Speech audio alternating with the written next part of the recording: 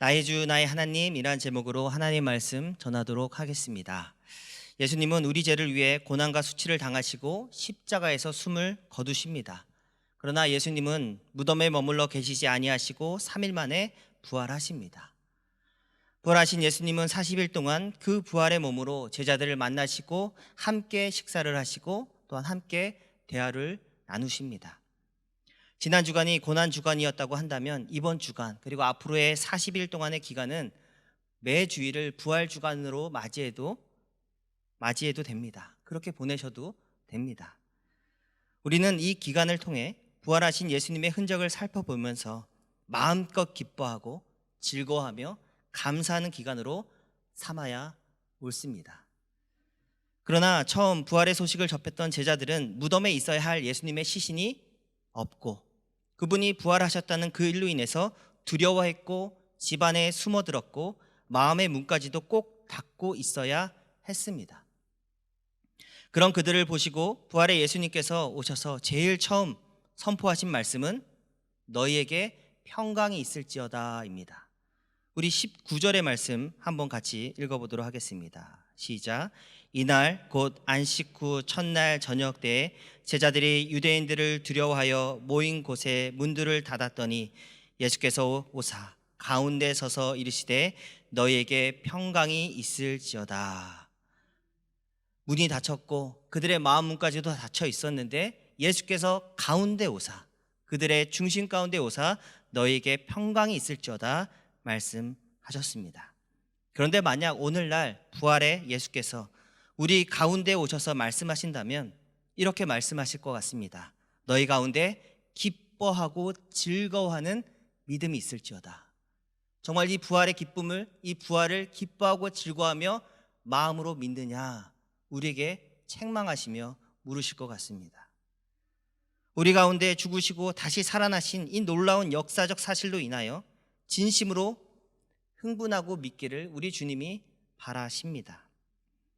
요즘 중고등부 학생들과 교리를 함께 배우고 암송하고 있습니다. 첫 번째 배웠던 것은 웨스터민스터 소요리 문답 1문 1답입니다. 질문, 사람의 제일 되는 목적이 무엇입니까? 답은 사람의 제일 되는 목적은 하나님을 영화롭게 하고 하나님을 영원토록 즐거워하는 것입니다. 그래서 아이들이 이렇게 질문하고 답하고 하는 시간을 갖고 아이들이 직접 하게 합니다. 자, 목사님이 했듯이 아이고 주여 제가 높은 단위에 있어요. 목사님이 했듯이 사람의 제일 되는 목적이 무엇입니까? 하나님을 영화롭게 하고 하나님을 영원토록 즐거워하는 것입니다. 자, 한번 해보자. 그러면 제가 앉고 아이들이 일어나서 합니다. 사람의 제일 되는 목적이 무엇입니까? 하나님을 영화롭게 하고 하나님을 영광스럽게 하고 또한 하나님을 영원토록 즐거워하는 것입니다. 이렇게 합니다. 그리고 근거 구절을 세 가지로 처음에는 좀 양을 많이 줬습니다. 고린도전서 10장 31절 너희가 먹든지 마시든지 무엇을 하든지 다 하나님의 영광을 위하여 하라. 그리고 시편 2편 11절 여호와를 경외함으로 섬기고 떨며 즐거워할지어다. 그리고 이사야 43장 21절 이 백성은 내가 나를 위하여 지었나니 나를 찬송하게 하려 함이라. 우리 한번 꼭 외우자, 암송하자. 그래서 반복해서 지금 하고 있습니다. 그리고 두 번째 함께 배웠던 것은 하이델베르크 1문 1답입니다. 살아서나 죽어서나 당신의 유일한 위로는 무엇입니까? 아이들에게 위로라는 단어가 좀 마음에 닿지 않을 것 같아서 소망이라는 단어로 표현했습니다. 살아서나 죽어서나 당신의 유일한 위로, 소망은 무엇입니까? 답은 예수께서 당신의 피로 나의 모든 죄값을 치르시고 나를 마귀의 모든 권세에서 해방하셨습니다. 그러므로 살아서나 죽어서나 나의 유일한 소망은, 위로는 나는 나의 것이 아니요 나의 몸도 나의 영혼도 더 나아가서 나의 시간도 나의 물질도 신실하신 구주 예수님의 것입니다. 그러면 또 하는 거죠. 이번에 좀 기네. 자, 해볼까? 살아서나 죽어서나 이제 시작하는 거죠. 우리 중고등부 친구들 대부분이 매우 똑똑하고 또 논리적입니다. 한 5번에서 10번만 반복해서 읽으면 금방 암송합니다. 그래서 제가 아이들에게 부탁한 것은 그냥 외우지 말고 의문을 갖고 그리고 궁금해하면서 반복해달라고 부탁을 했습니다. 그리고 이번 주일날이 되어서 확인하는 시간을 가졌습니다. 한 친구가 목사님, 솔직히 말하면 이번 거는 잘 안 헤어집니다 했습니다.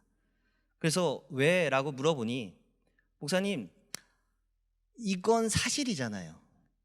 이 사실이 왜 위로가 되는지 이해가 안 되니까 안 헤어진다고 이야기했습니다.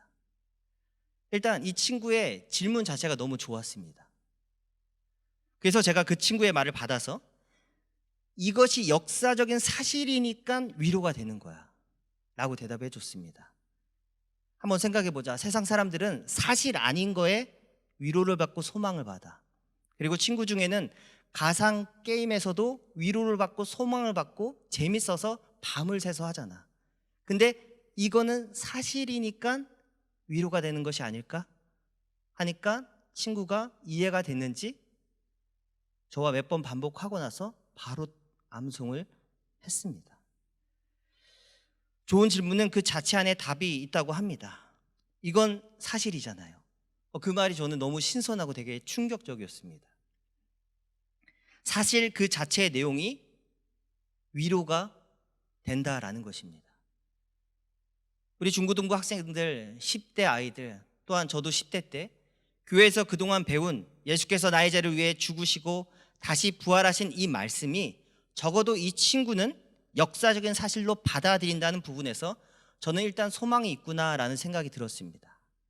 그리고 이 친구는 이 사실이, 이 진리가 궁극적으로 자신에게 위로가 되고 소망이 되어야 한다는 것을 그 자리에서만큼은 깨닫는 계기가 되지 않았을까 마음으로 생각이 들었습니다. 오늘 읽은 본문에서 도마는 본인 눈으로 분명 자신의 눈앞에서 죽었고 그리고 무덤에 들어간 예수는 죽은 것입니다. 그런데 그런 예수님이 부활하셨다면 이번에도 자신의 눈으로 보고 그리고 자신의 감각으로 직접 만나고 만지지 않으면 믿지 않겠다고 말하는 것입니다. 24절에 12제자 중에 하나로서 디두모라 불리는 도마는 예수께서 오셨을 때 함께 있지 아니한지라. 25절 말씀 같이 보겠습니다. 시작.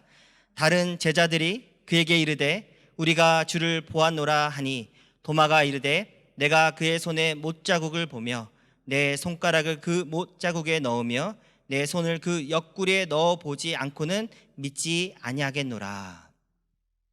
목회자로서 솔직히 말씀드리면 사실이면 믿겠다, 진리이면 믿겠다, 뭔가 만져지고 뜨거워지면 믿겠다라는 믿음도 저는 굉장히 좋은 믿음이라고 생각합니다. 누군가는 사실이어도 안 믿고 진리여도 외면합니다. 분명 하나님께서 그 마음을 터치하시고 뜨거운 마음을 주었는데도 믿지 않는 사람들이 있습니다. 왜 예수님은 죽으시고 다시 부활하셔서 40일 동안 제자들의 곁을 떠나지 않았을까요? 왜냐하면 그들로 하여금 바로 믿게 하기 위해서입니다. 의심 많은 자신의 제자들에게 참 믿음의 교훈을 알리시기 위해서 부활하신 몸으로 예수님께서 몸소 행하시고 몸소 함께 하시고 몸소 가르치셨습니다. 요한복음은 부활하신 예수께서 예루살렘에서든지 갈릴리에서든지 어디서든지 상관없이 40일 동안 함께 있으시면서 믿음의 교훈을 3가지 전했다고 우리에게 알려줍니다. 30절과 31절의 말씀 보도록 하겠습니다. 30절 제가 읽겠습니다. 예수께서 제자들 앞에서 이 책에 기록되지 아니한 다른 표적도 많이 행하셨으나 31절 같이 읽습니다. 오직 이것을 기록함은 너희로 예수께서 하나님의 아들 그리스도이심을 믿게 하려 함이요 또 너희로 믿고 그 이름을 힘입어 생명을 얻게 하려 함이니라. 요약하면 3가지입니다. 예수가 그리스도이며 예수가 하나님의 아들이며 예수로 말미암아 우리가 생명을 얻는다. 이것이 예수께서 부활하셔서 우리에게 알려주고 그리고 심기 원하셨던 말씀입니다. 그리고 부활의 주님과 동행하며 오순절날 성령의 임재를 체험한 제자들은 어디서나 어디를 가든지 우선적으로 죽으시고 부활하신 예수님을 증거했습니다. 즉 역사적 사실로 역사적 사실을 믿음으로 받아들여 예수님으로 인해 너희가, 내가 생명을 얻는다라는 것을 목숨을 걸고 선포하였다라는 것입니다. 요즘 저희 집 아이들이 유튜브에서 부르는 찬양이 종종 있습니다.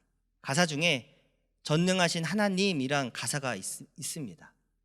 그래서 김만준 전도사님한테 물어보니까 사도신경 찬양이래요.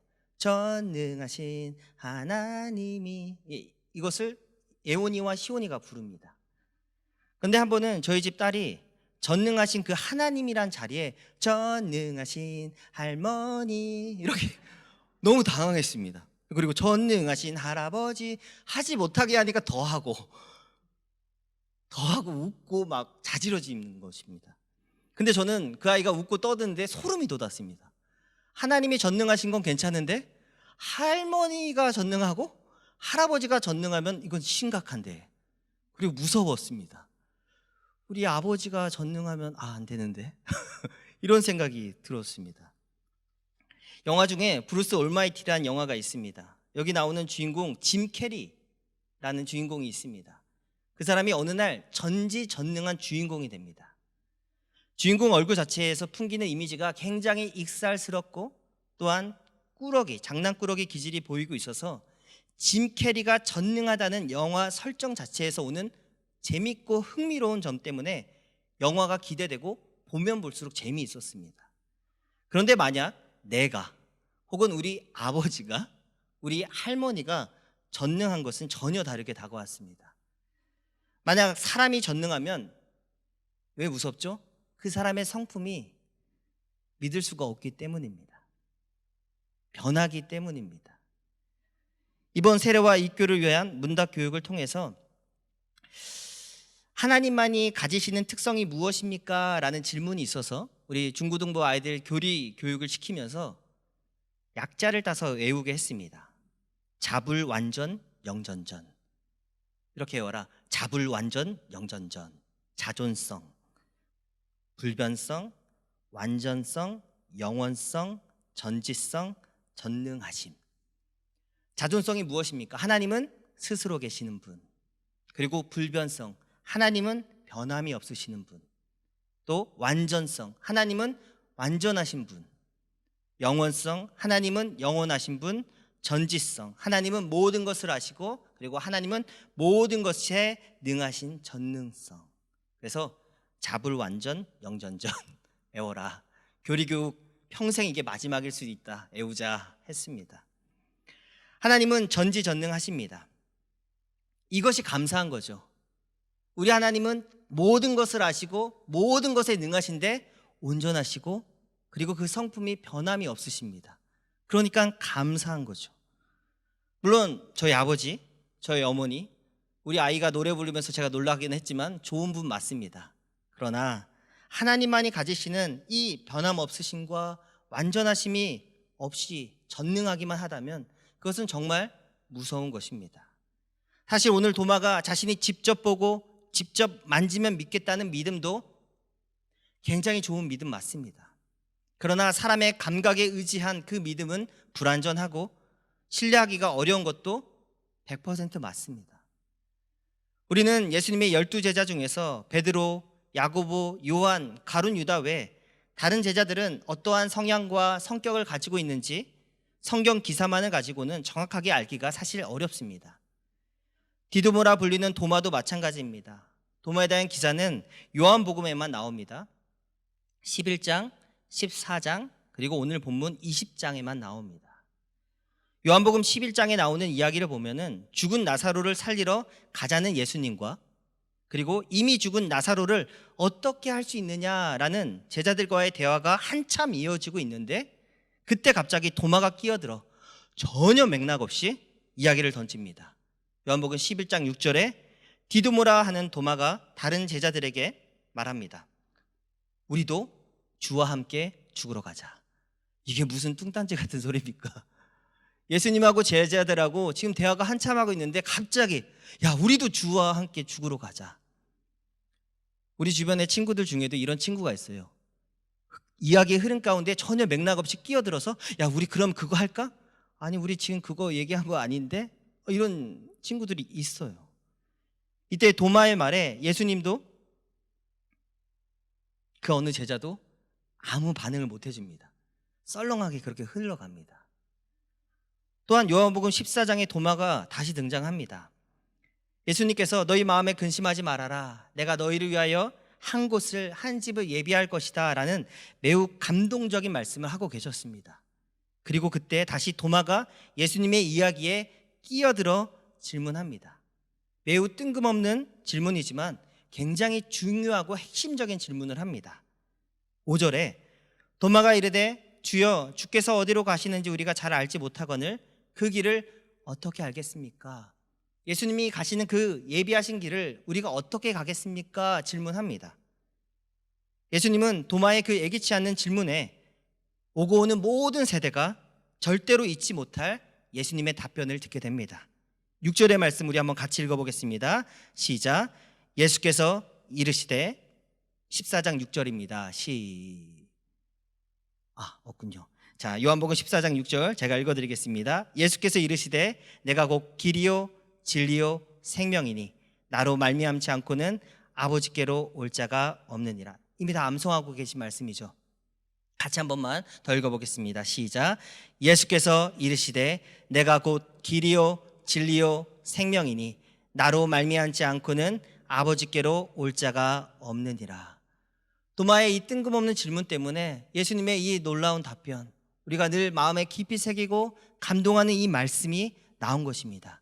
내가 곧 길이요 진리요 생명이니 도마야 나를 따라오면 된다. 이 말씀을 하신 것입니다. 그리고 오늘 읽은 본문이 도마를 알 수 있는 세 번째 이야기입니다. 또다시 도마의 이야기가 담겨 있습니다. 도마는 먼저 예수님이 제자들을 처음 찾아오셨을 때 거기 있지 않았습니다. 확실히 독특한 제자였던 건 확실한 것 같아요.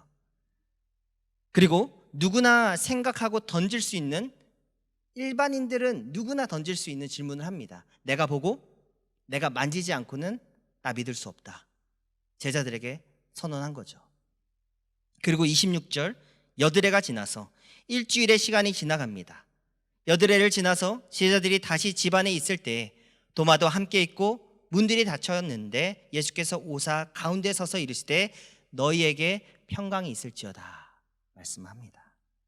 그리고 곧장 우리 예수님 도마에게 가셔서 27절에 이렇게 말씀하십니다. 도마에게 이르시되 내 손가락을 이리 내밀어 내 손을 보고 내 손을 내밀어 내 옆구리를 넣어보라. 그리하여 믿음 없는 자가 되지 말고 믿는 자가 되라 말씀하십니다. 그리고 도마의 반응, 즉시 예수님께 이렇게 고백합니다. 나의 주님, 나의 하나님이십니다. 나의 주님, 나의 주, 나의 하나님입니다 라고 고백합니다. 우리가 예수님을 향한 베드로의 고백, 주는 그리스도시요 살아계신 하나님의 아들이십니다. 이 고백과 참 많이 닮아있고 감동적인 고백입니다. 베드로가 이 고백을 한 후에 이것은 하나님 아버지가 너에게 주셔서 감동 가운데 한 말이다 라고 했던 것처럼 도마의 이 고백도 성령께서 시키지 않으시면 할 수 없었던 고백이라고 믿습니다. 베드로의 고백을 듣고 예수님께서 베드로를 칭찬하셨습니다. 그런데 오늘 도마의 고백을 들으신 후에는 예수님은 칭찬 대신에 부드럽지만 매우 날카로운 질책을 하십니다. 29절의 말씀 같이 읽어보겠습니다. 시작. 예수께서 이르시되 너는 나를 본고로 믿느냐? 보지 못하고 믿는 자들은 복되도다. 너는 나를 본고로 믿느냐? 보지 못하고 믿는 자들이 더 복되다. 칭찬 혹은 또한 책망이 함께 들어간 말씀이십니다. 예수님께서는 도마의 고백을 들으시고 믿음에 관한 보다 높은 차원에서의 참 믿음의 교훈을 우리에게 말씀해 주신 것이라고 믿습니다. 보지 못하고 믿는 믿음에 대한 감사하는 마음이 있어야 한다. 일반적으로는 우리가 이렇게 생각할 수 있습니다. 보지 못하고 믿는 믿음에 대한 감사하는 마음이 우리 가운데 있어야 합니다. 예수님께서 부활하신 후 제자들에게 나타나신 이유는 부활의 몸을 친히 보여주시면서 설교 초반에 말씀드렸던 것처럼 믿게 하기 위해서, 참 믿음이 무엇인지 보여주시기 위해서 부활하신 후 바로 승천하지 아니하시고 제자들과 함께 계셨던 것입니다. 그리고 이제 매해마다 우리는 부활 주일이 지나고 그렇게 2000년이 흐르고 또 흘러도 우리는, 지금 믿는 우리의 성도들은 부활하신 예수님을, 그 몸을 친히 볼 수 없습니다. 그리고 예수님께서 나타나 주지 아니하십니다. 그런 점 때문에 베드로가 예수를 너희가 보지 못하였으나 사랑하는도다 라고 감격스럽게 이야기했는지도 모릅니다. 베드로 본인은 부활하신 예수님을 보고 또 만지고 함께 식사까지 했었음에도 불구하고 의심하고 또 불신했었는데, 너희는 보지 못하였으나 사랑하는도다, 또 믿고 말할 수 없는 영광스러운 즐거움으로 기뻐하는도다 외쳤는지 모릅니다. 그런데 기억하셔야 될 사실은 무엇이냐면, 이 고백 또한, 베드로가 했던 이 고백 또한 우리에게 한 것이 아니라 초대교회 성도들을 보고 베드로가 감격 가운데 선언했던 고백입니다. 이번 주에 김한준 전도사님이 일부 찬양 인도를 하시면서 하신 멘트 중에 부활하신 주님을 믿으십니까? 그렇다면 매일의 삶 속에서 승리하고 계십니까? 라는 멘트가 참 와닿았습니다. 그 멘트를 할 때 분위기가 굉장히 썰렁했거든요. 근데 저는 굉장히 와닿고 가슴이 뜨끔할 정도로 가슴에 와닿았습니다. 부활의 주님을 믿기 때문에 믿고 말할 수 없는 영광스러운 기쁨과 즐거움이 내게 있는가? 내가 그렇게 살아가고 있는가? 그래서 승리하고 있는가? 진지하게 부활절 예배가 드려지는 가운데 질문하고 또 질문하는 시간을 가졌습니다. 그리고 성찬식이 거행되는 동안, 1부와 2부로 진행되는 동안 저 개인적으로는 같은 날 성찬식을 2번 참석했던 적은 처음이었습니다. 그래서 2부 예배 때 고민이 되었습니다. 2번째 떡도 받아야 되나? 2번째 잔도 또 받을 수 있나? 또 받아도 되나? 물어봐야 되나? 진짜 이런 고민이 있었습니다. 마치 예수님이 베드로에게 네가 나를 사랑하느냐라는 2번째 질문을 듣는 느낌을 하기 전에 받았습니다. 저는 성찬에 참여함의 의미가 그리스도의 고난과 죽음을 기념하여 참으로 나의 죄를 슬퍼하며 진심으로 이제는 그리스도와 매일의 삶을 동행하겠습니다 라는 그 고백이 담긴 것이 성찬의 의미라고 믿습니다. 그래서 2번째 참석하는 그 느낌이 네가 나를 사랑하느냐, 그 고백처럼 다가왔습니다. 그래서 두렵고 떨리는 마음으로 참여해야지 라는 마음을 가졌고, 기쁨과 감사한 가운데 받아야지 마음을 가졌습니다. 베드로가 초대교회 성도들의 믿음을 보고 너희가 예수를 보지 못하였으나 사랑하는도다, 사랑이란 단어로 한 번도 보지 못한 예수님에 대한 그들의 믿음을 정의 내렸습니다. 예수께서 도마의 고백, 나의 주 나의 하나님이라는 그 고백을 들으시고 오히려 그를 부드럽게 책망하시며 보지 못하고 믿는 자가 더 복되도다 하심의 참 의미는 멋진 고백 그리고 특별한 멘트와 제스처 말고, 도마야, 네가 정말 나를 사랑하느냐? 나를 정말 사랑한 자들은 보지 못하고 믿게 될 것이다 라는 미래적인 예언을 그 시간에 함께 선포하시고 우리가 들으라고 하신 말씀이라고 믿습니다. 그리고 그 다음 장 잘 아시는 요한복음 21장에서는 베드로는 정말로 예수님께 네가 나를 정말로 사랑하느냐, 이 질문을 3번 받으십니다. 예수께서 3번째까지 네가 정말 나를 사랑하느냐 그 질문을 받을 때 베드로가 심히 근심하였다라고 말씀하고 있습니다. 성도 여러분, 정말 예수님을 사랑하십니까? 이 질문에 대한 답은 우리가 해야 합니다. 매 예배 때마다 내가 진심으로 나의 죄를 슬퍼하며 이제는 정말로 그리스도와 함께 동행해야겠다라는 마음으로 매 예배를 참석하시고, 그리고 매 성찬식을 참석하시면서 말씀을 듣고 밖으로 나가야 합니다. 네가 정말 나를 사랑하느냐, 이 사랑 속에 참된 믿음의 정의가 들어있는 줄 믿습니다. 보지 못하고 믿는 자들은 복되도다. 예수를 보지 못하였으나 믿고 말할 수 없는 영광스러운 즐거움이 우리 가운데 넘쳐나기를 소망합니다. 저분을 보니까 베드로의 고백을 해도 되겠다라는 그 삶으로 정말 살아계신 주님과 동행하는 저와 우리 모두 되기를 주님의 이름으로 부탁드립니다.